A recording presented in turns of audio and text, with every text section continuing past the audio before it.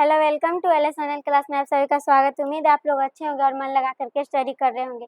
आज हम पढ़ने वाले आपके क्लास 10 का जीव विज्ञान का जो चैप्टर है जीवों में प्रजनन, उसका हम ऑब्जेक्टिव करने वाले। ठीक है, तो चलिए चलते हैं ऑब्जेक्टिव पे।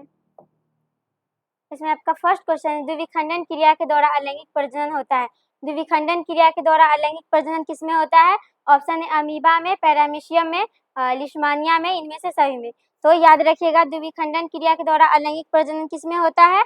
तो इनमें से सभी में होता है। अमीबा में भी होता है, पैरामीशियम में भी होता है, लिशमानिया में भी होता है। तो इसका क्या सही जवाब हो जाएगा? इनमें से सभी। ठीक है,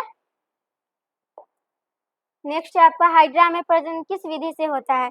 हाइड्रा में प्रजनन किस विधि से होता है? तो ऑप्शन है द्विखंडन द्वारा, मुकुलन द्वारा, लैंगिक प्रजनन द्वारा, या फिर इनमें से सभी के द्वारा। तो याद रखिएगा, हाइड्रा में प्रजनन किस विधि द्वारा होता है? मुकुलन द्वारा होता है। ठीक है,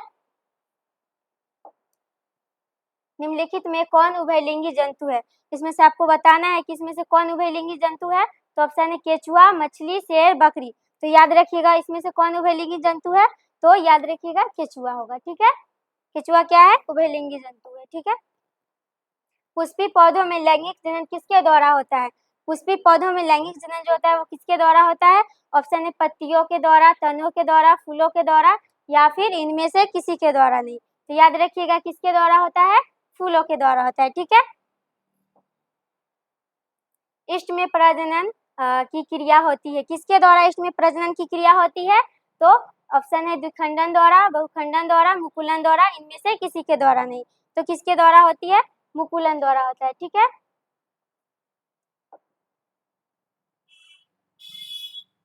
पराग कोश में होते हैं। पराग कोश में क्या होते हैं? वायदल, अंडाशय, अंडक या परागकण। तो पराग कोश में परागकण होता है। ठीक है, याद रखिएगा। मुकुलन द्वारा अलैंगिक जनन होता है। मुकुलन द्वारा अलैंगिक जनन किसमें होता है? तो ऑप्शन है अमीबा, ईस्ट, या फिर प्लाज्मोडियम, या फिर लिस्मानिया। तो किसके द्वारा होता है? तो याद रखिएगा, आपका हो जाएगा ईस्ट में। ठीक है, मुकुलन द्वारा अलैंगिक प्रजनन किसमें होता है? ईस्ट में होता है। ठीक है, फूल का रंग प्रजनन अंग है। कौन सा अंग है? तो याद रखिएगा पुंकेसर। ठीक है, अंडाणु निषेचित होता है। अंडाणु कहाँ निषेचित होता है? तो याद रखिएगा फैलोपियन नलिका में। ठीक है, नेक्स्ट है आपका शुक्राणुओं का निर्माण होता है। शुक्राणुओं का निर्माण कहाँ होता है?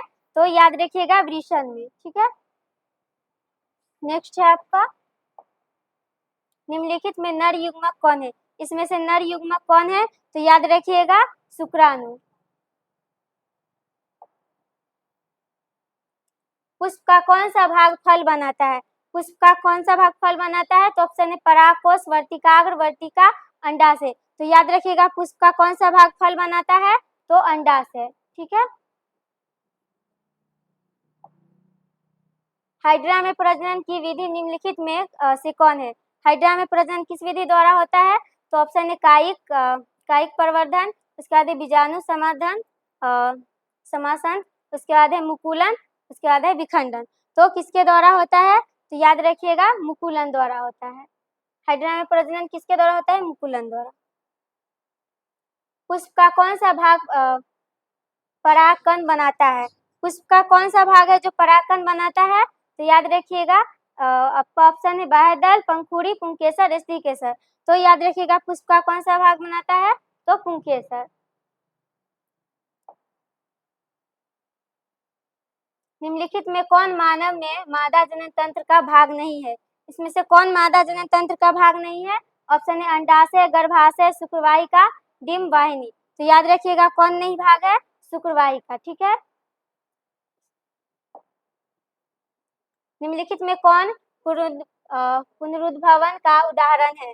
तो इसमें से कौन पुनरुद्भवन का उदाहरण है? तो ऑप्शन है हाइड्रा, अमीबा, स्पाइरोगाइरा, इनमें से कोई नहीं। तो कौन है उदाहरण? तो याद रखिएगा हाइड्रा जो है पुनरुद्भवन का उदाहरण है। ठीक है, निम्नलिखित में कौन एकलिंगी पुष्प है? इसमें से कौन एकलिंगी पुष्प है? तो आपका ऑप्शन है गुड़हल, सरसों, पुष्प, उसके बाद पपीता, उसके बाद गुलाब। ठीक है, तो बताइए इसमें से कौन एकलिंगी पुष्प है? यहाँ पे आपको बताना है कि इसमें से कौन एक लिंगी पुष्प है, तो याद रखिएगा आपका क्या हो जाएगा, पपीता। पपीता क्या है, एक लिंगी पुष्प है, ठीक है। नेक्स्ट है आपका अमीबा में अलैंगिक जनन किस विधि द्वारा होता है। अमीबा में अलैंगिक जनन किस विधि द्वारा होता है। ऑप्शन है मुकुलन, विखंडन, बीजाणु जनन, इनमें से सभी के द्वारा। तो याद रखिएगा किसके द्वारा होता है, तो यह होता है विखंडन के द्वारा।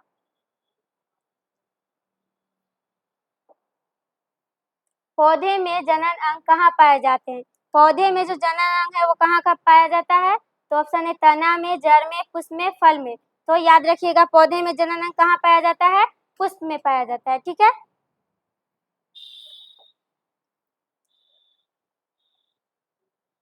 निम्न में किस में द्विखंडन नहीं होता है। इसमें से किस में द्विखंडन नहीं होता है, तो ऑप्शन है अमीबा में, ईस्ट में, पैरामीशियम में, यूग्लिना में।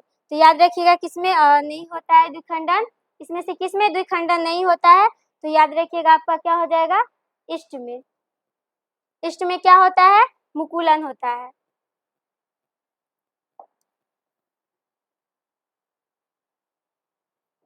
मानव में नर जनन ग्रंथि कहलाता है। मानव में नर जनन ग्रंथि क्या कहलाता है, तो याद रखिएगा विरिशन कहलाता है।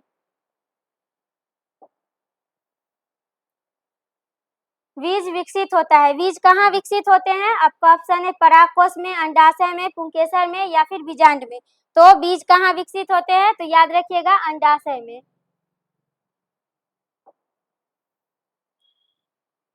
यौन परिपक्वता की अवधि को कहते हैं, क्या कहते हैं, किशोरावस्था या फिर यौवनारंभ या फिर वृद्धि या फिर इनमें से कोई नहीं। तो क्या कहते हैं, तो याद रखिएगा यौवनारंभ कहते हैं।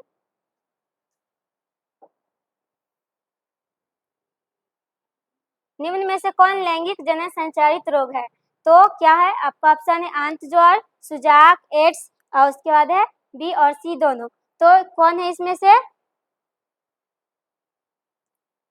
इनमें से कौन लैंगिक जनन संचारित रोग है, तो याद रखिएगा बी और सी दोनों, यानी कि ये और ये दोनों, ठीक है। सुजाक और एड्स दोनों कौन लैंगिक जनन संचारित रोग है, ठीक है। पूर्ण विकसित अंडाशय कहलाता है। पूर्ण विकसित अंडाशय क्या कहलाता है, ऑप्शन बीजांड, बीज, फल, इनमें से कोई नहीं। तो याद रखिएगा पूर्ण विकसित अंडाशय क्या कहलाता है, तो फल कहलाता है।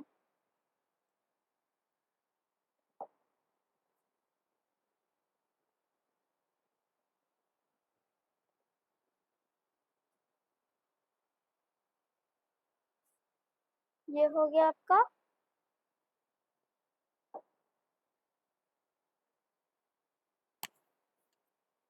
नेक्स्ट है भ्रूण का विकास होता है। भ्रूण का विकास कहाँ होता है, अंडाशय में, योनि में, गर्भाशय में, फैलोपियन ट्यूब में। तो भ्रूण का विकास कहाँ होता है, तो याद रखिएगा भ्रूण का जो विकास होता है वो होता है गर्भाशय में।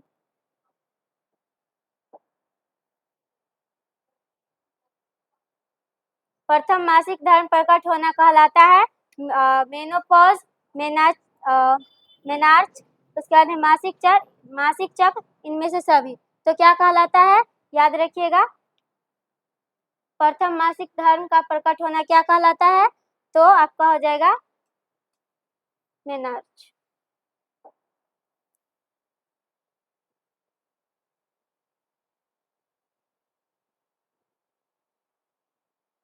निम्नलिखित में कौन कृत्रिम कायिक प्रवर्धन की एक विधि है। ऑप्शन है कलम लगाना, दाब लगाना, कलम पर बंधन, इनमें से सभी।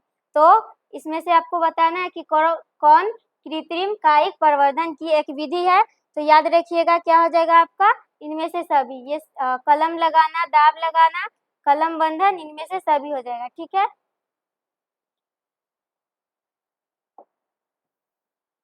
परागकोश में पाया जाता है। परागकोश में क्या पाया जाता है, ऑप्शन है अंडाशय, दलपुंज, उसके बाद स्त्री केसर या फिर परागकण। तो याद रखिएगा परागकोश में क्या होता है, परागकण होता है। स्त्री केसर के आधारीय भाग को कहते हैं, स्त्री केसर के आधारीय भाग को क्या कहते हैं, वर्तिका, अंडाशय, वर्तिकाग्र या फिर पुष्पासन। तो स्त्री केसर के आधारीय भाग को क्या कहते हैं, तो याद रखिएगा अंडाशय।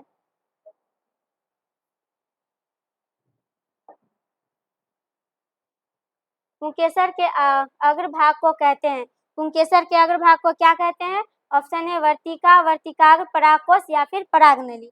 तो याद रखिएगा पुंकेसर के अग्रभाग को क्या कहते हैं? तो परागकोश कहते हैं।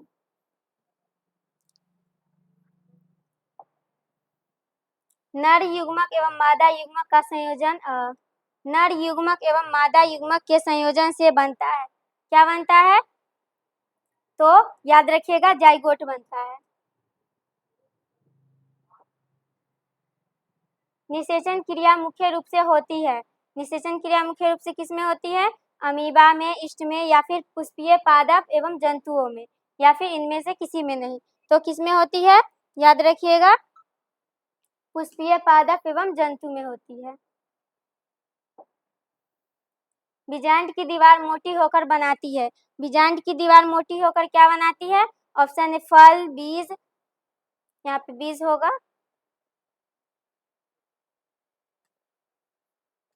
ऑप्शन है फल, बीज, उसके बाद है भ्रूण, उसके बाद है बीजावरण। ठीक है, तो बीजांड की दीवार मोटी होकर क्या बनाती है? तो याद रखिएगा बीजावरण बनाती है।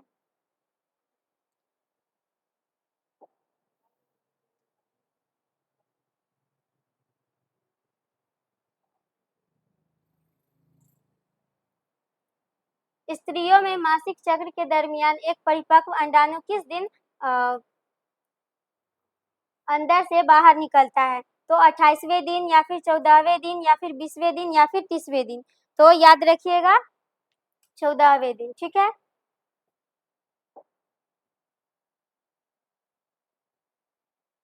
ठीक है, इसमें इतना ही ऑब्जेक्टिव था। मुझे उम्मीद है कि आप लोग बहुत अच्छे से पढ़िएगा और मिलते हैं नेक्स्ट वीडियो में। ठीक है, तब तक के लिए जय हिंद, जय भारत।